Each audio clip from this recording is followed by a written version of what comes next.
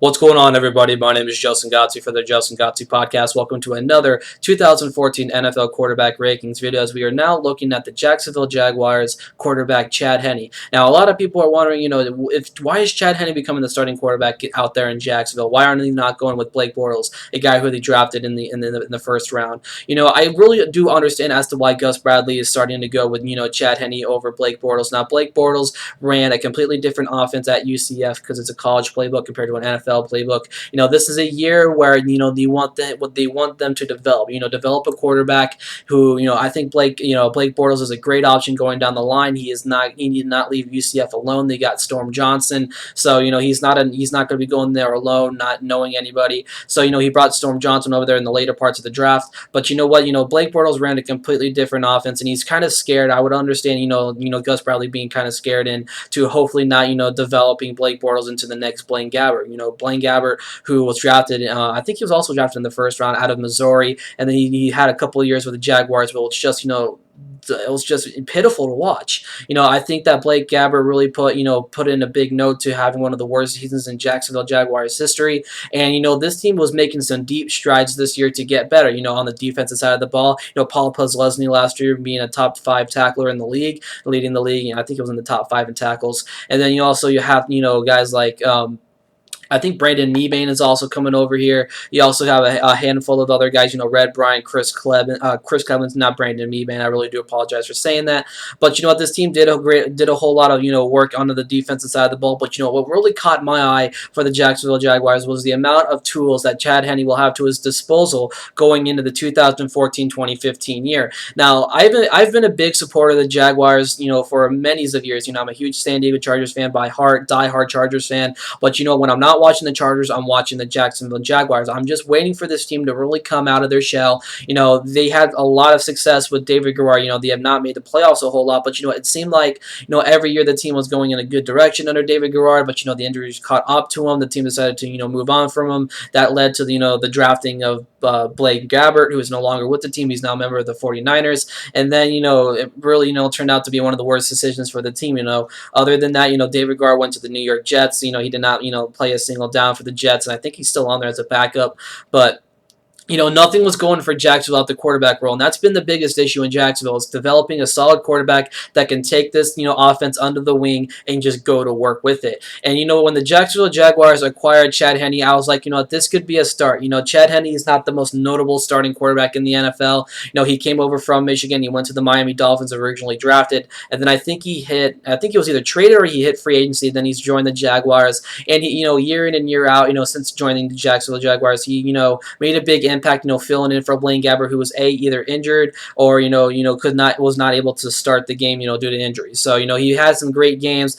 Some of the notable games that I had was against the Houston Texans, I think 2 years ago, where he threw for almost 300 passing yards. So Chad Henne has been around the NFL for a while, and he's a great veteran to have on your roster. And then when you look at this it looked like a rookie roster here when you really look at it. Let me look at this offense for you guys and what Chad Henne will have to his disposal. Now, before we get into the offense, I'd like to say that he's going to be taking Blake Bortles underneath his wing for a while. The team also did add Stephen Morris as an undrafted free agent. But let's start off at the running backs here when you look at Toby Gerhart, Storm Johnson, Denard Robinson, Jordan Todman. So this is a very crowded Jaguars backfield. My nose keeps on itching. I apologize. But this is a very crowded running back core, and this is going to be, I was thinking that maybe they can look at this running back core and look at it as a committee, because when you really look at it, Storm Johnson coming over here, he's an explosive running back. Just look at his film at UCF.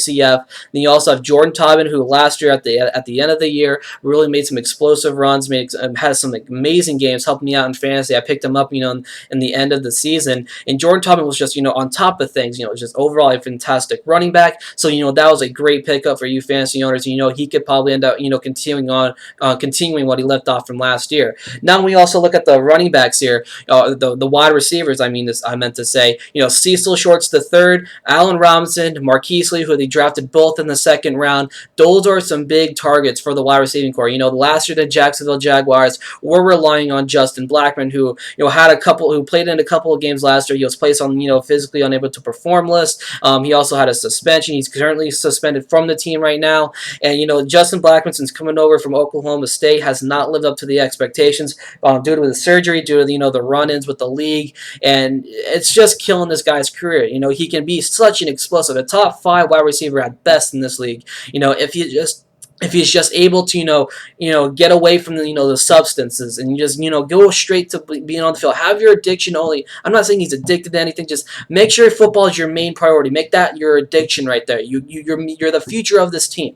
Justin Blackmon has yet not to do that because he's just keep on running into, the league issues, the surgeries. Healthy is the biggest thing, but, he keeps on running into these league issues. And, the Jacksonville Jaguars are moving on without him for the 2014 year. And then when you look at the tight ends position, you have that veteran Mercedes Lewis, who's been having a big step back the past few years. So hopefully with Chad Henne there, he could probably end up trying to rebound and try to get much and be a more improved tight end. So Chad Henne was overall he has a great a bunch of weapons at his disposal this year. They're going to be without Justin Blackmon. They're not going to be without that star running back on the roster, Maurice Jones-Drew. He's with the Oakland Raiders. But you know what? Like I said, they do have a great running back by committee that's going to help share this offense.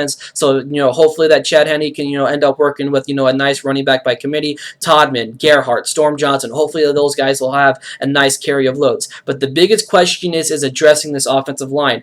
Chad Henne last year was sacked a total of 42, or he sacked 5 times. I think that was a total of 38. I think the worst he's ever gotten sacked was in Week 15 against the Buffalo Bills, where he was sacked 5 times by the Buffalo Bills. So, a whole lot of, damage was put onto Chad Henne. In total last year, he was sacked 38 times. So hopefully this offensive line is able to, hopefully improve. The only problem is Luke Joeckel. Luke Joeckel last year tore his ACL in the game against the St. Louis Rams. And, trying to replace him is going to be the biggest issue. Austin Pester, he's another, option there if Luke Joeckel's not able to, start the season, week 1. Maybe we can go with, him.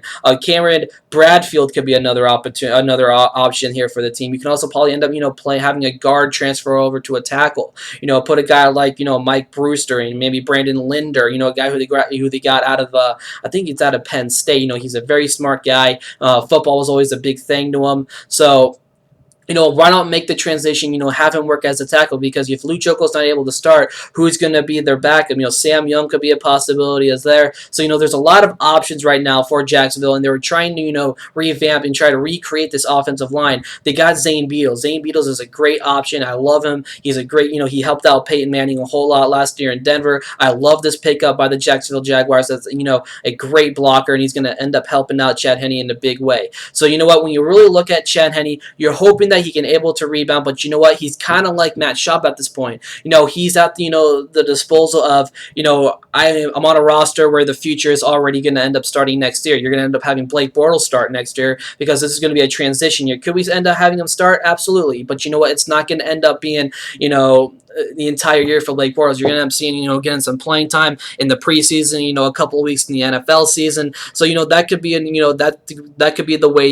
what Jacksonville's doing, kind of like how Oakland is. Matt Schaub, he's not going to be the long-term deal. He's going to be, handing things over to Derek Carr once he's developed and everything. But, I think Matt Schaub starting the season will be great. You're going to have Chad Henne starting the season with Jacksonville. That's going to be great. And, you hand it over to the next era. The next era in Jacksonville is going to be Blake Bortles. The next era in Oakland's going to be Derek Carr. So, that's going to be the, what's going to be going forward for both of these teams as the future is ahead of them. And, it was starting with Chad Henne, a guy who had 13 touchdowns, 14 interceptions last year, 3,241 passing yards. Hopefully that he can, go into this season and, work with these, weapons that they have to his disposal. He has, some great targets. Marquise Lee, Allen Robinson, both very fast wide receivers. I really am impressed by how the Jacksonville Jaguars drafted him this year. Hopefully this offensive line can really, hold their part, protect Chad Henne with all things, just all things. Just hold this guy, keep him clean, keep him fresh, keep him healthy. That's the biggest key, and that's what really cost a lot of the Jacksonville Jaguars team's games last year was because of the inability of the offensive line. It seemed like Luke Joeckel was holding the offensive line together. So let me hear your guys' opinion about Chad Henne going into the 2014 season. I would love to hear about your guys' opinion about this. This is a podcast topic that I did make in my first episode, talking about who should start, Chad Henne and Blake Bortles. I am all in favor of Chad Henne. So let me hear your guys' opinion about this. I am Justin Godsey for the Justin Godsey Podcast. I'll catch you guys in my next video.